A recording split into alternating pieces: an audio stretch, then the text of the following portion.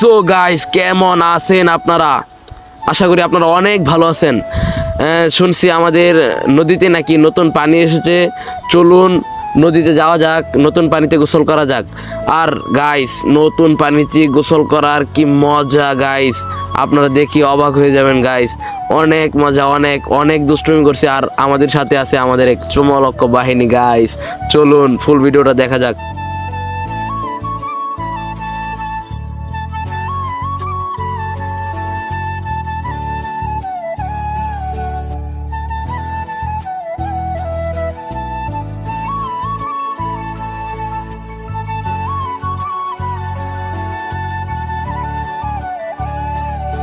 তো এর মাঝে আমার এক সমবয়সী ভাই চলে আসছে, সে আমাদের সাথে গোসল করবে।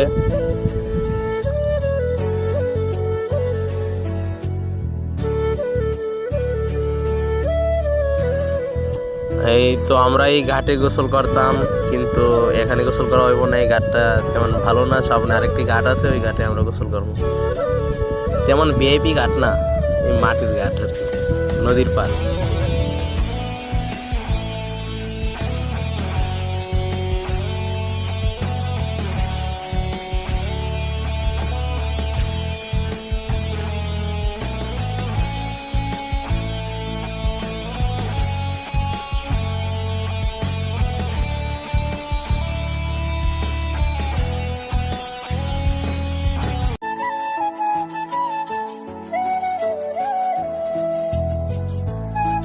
তো অবশেষে চলে আসলাম আমাদের কাঙ্ক্ষিত নদীর পাড়ে, যেখানে আমরা গোসল করবো। আমাদের চমলক্ষ বাহিনী নিয়ে চলে আসলাম।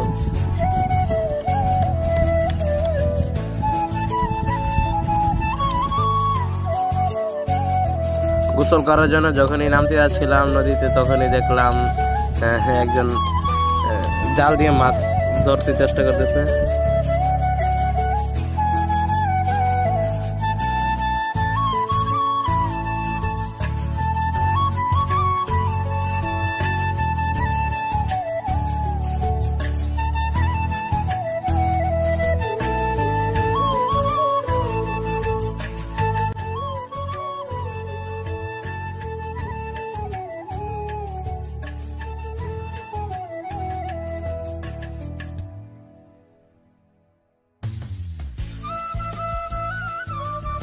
মাছ তো মারা দেখলামই, কিন্তু মাছ একটা ওঠে নাই।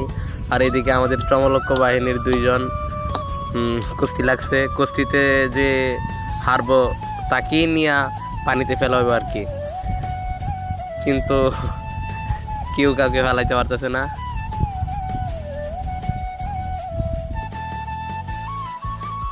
এই কুস্তিতে কেউ কাউকে পানিতে ফেলাইতে পারে নাই, এমনি নিজের মতো নিজে নিজে নেমে যাচ্ছে সবাই।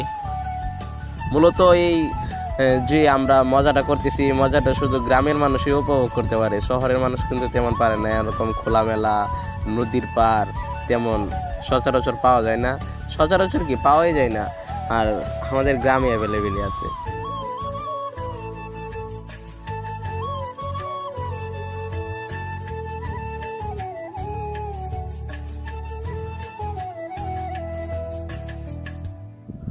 তো এতক্ষণ ডোবাডুবি শেষ করে যে যার মতো সাবান লাগিয়ে গোসল সেরে নিতেছে। আমরা একজন আরেকজনকে গোসল করে দিলাম সাবান ডালে, তারপর বাড়ি চলে যাবো আর কি।